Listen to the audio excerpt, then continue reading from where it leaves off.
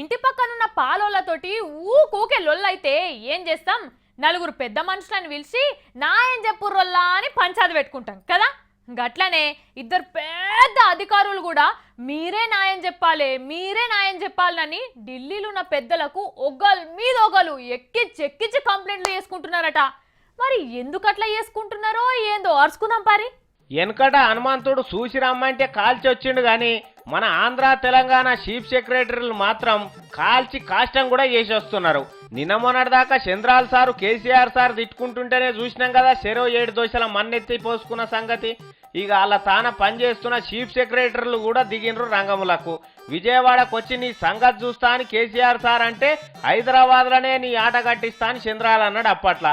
ఇక ఇప్పుడు ఈ చీఫ్ సెక్రటరీలు ఢిల్లీలో తెలుసుకుందాం దమ్ముంటే రాని ఒకరినొకరు ట్రాక్టర్ల కొద్ది మన్నెత్తి పోసుకుంటున్నారు.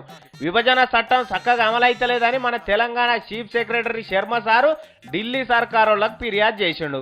అమ్మా సుద్దపూస లెక్క మా మీద ఫిర్యాదు చేస్తారు మీరని ఆంధ్ర చీఫ్ సెక్రటరీ సార్ మన మీద ఇంకో ఫిర్యాదు చేసిండు. వాళ్ళకే విభజన చట్టం ముంగటేసుకొని నచ్చిన 4 మాటలు తిట్టుకుంటున్నారు.